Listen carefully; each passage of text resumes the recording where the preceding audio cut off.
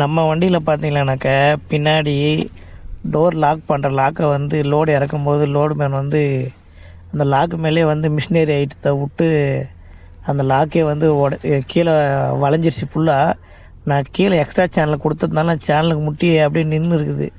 அந்த சேனலை மட்டும் கொடுக்கலன்னா அந்த லாக்கு வந்து கீழே கட்டாயி விழுந்திருக்கும். மிஷினரி ஐட்டம் இறக்கும்போது அது மேலே வெயிட்டாக விட்டாங்க. ஆனால் அந்த மாதிரி தான் நான் மிஷின் தெரியாமல் வெயிட் விட்டோன்னா அது வளைஞ்சிருச்சு அப்படின்ட்டாங்க. சரி ஓகே விடுங்கண்ணா, நான் ரெடி பண்ணிக்கிறேன் அப்படின்னு சொல்லிட்டேன். தெரியாமல் விட்டேன்னு சொல்லிட்டாங்க. அதுக்கு மேலே நம்ம என்ன பண்ண முடியும்?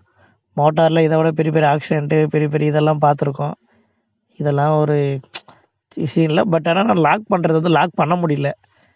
அதனால் வந்து கொஞ்சம் டோர் லாக் பண்ணுறது ரொம்ப சிரமமாக இருக்குது. ஹைதராபாத்துலேருந்து நம்ம பெங்களூருக்கு வந்து இந்த மிஷினரி ஐட்டம் தான் ஏற்றிட்டு வந்தோம். இது இறக்கும்போது தான் பார்த்தீங்கன்னாக்கா அது மேலே வெயிட்டை விட்டாங்க. அது அப்படியே வளைஞ்சிருச்சு. டோர் வந்து போட முடியல. அதுக்கப்புறமா பார்த்தீங்கன்னாக்கா நான் என்ன பண்ணேன்னா, என் ஃப்ரெண்டு ஒருத்தர் இருந்தார். அவர் வந்து ரிவர்ஸில் வந்து நான் வீல் ஸ்பேனர் வச்சு அதை அப்படியே ஒரு வீல் ஸ்பேனர் வச்சு அந்த வண்டிக்கு இந்த வண்டிக்கு பிடிச்சி தான் அந்த வண்டி ரிவர்ஸில் தள்ளினதும் கொஞ்சம் அப்படியே நிமித்தி அப்படியே போய் தற்காலிகமாக டோர் போடுற மாதிரி பண்ணி வச்சுருக்கேன். இந்த மிஷின் இறக்கும்போது தான் அந்த மிஷின்லாம் கொஞ்சம் வெயிட்டு.